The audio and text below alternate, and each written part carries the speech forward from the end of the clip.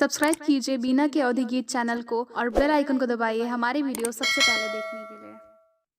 जनकपुर देशवा से आयले कनउआ हाथे हरदिया के गाँठ। जनकपुर देशवा से आयले कनउआ हाथे हरदिया के गाँठ। आवो ननउआ पलंग चढ़ी बैठा कहूँ नैहरवा के हाल। आवो ननउआ पलंग चढ़ी बैठा कहूँ नैहरवा के हाल।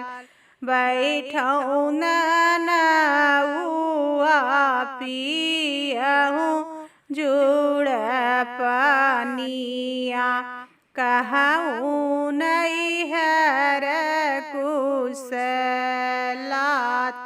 तोहरे नैहरे कुशल सब बाटे हम चाही कुशल तोहार। तोहरे नैहरवा सीता पड़ल बाबियहवा।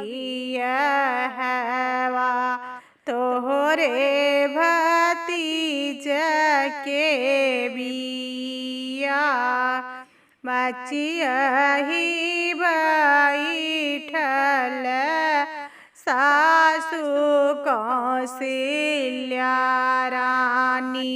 सुना सासु अरज हमार मचियही बैठल सासु कौशल्या रानी।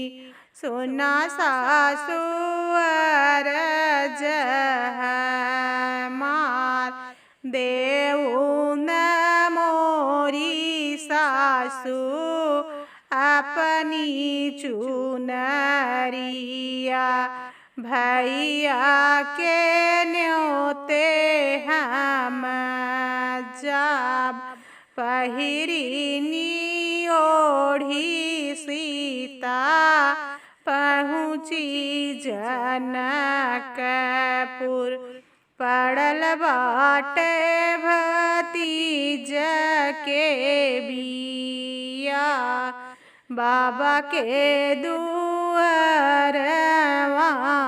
चंदन एक पेड़वा डड़िया छटक चारियों ओर। डड़िया के छटके से फटी गईल सड़िया।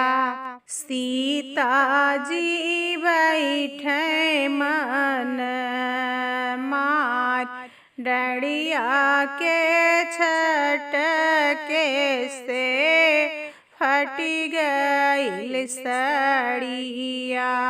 सीता जब बैठे मन मार बहरे से आवाई भैया हो कवने राम। पूछै लागे बहिनी से बात किया मोरी सीता हो भाभी गरियाइन।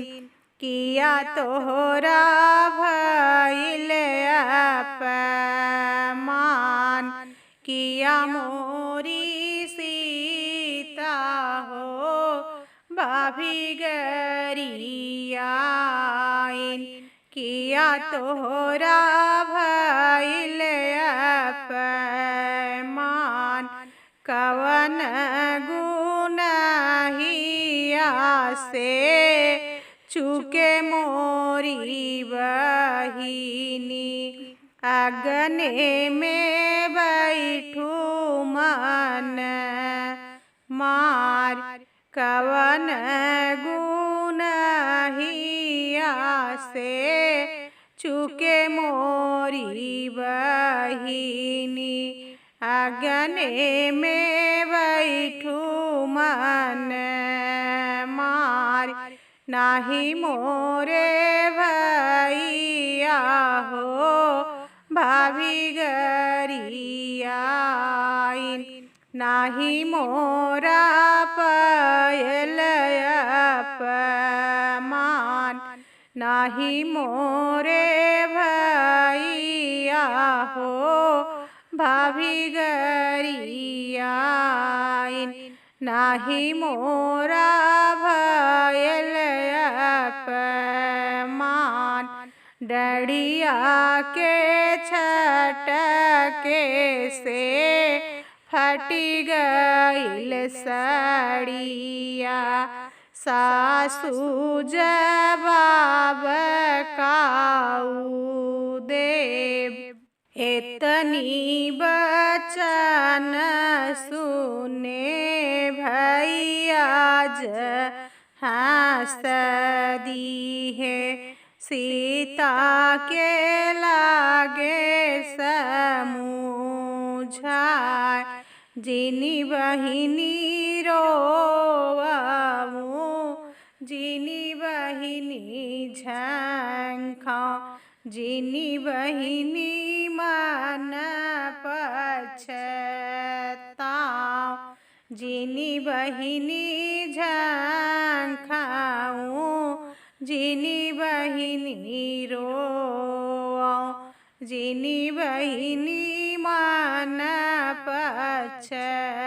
पछताओ तोहरा के साजब बेटी ऐसके बिटियवा जैसन बिहासी ससुरे जाय तोहरा के साजब बेटी ऐसके बिटियवा जैसन बिहासी ससुरे जाय जैसन बिहासी ससुरे जाय।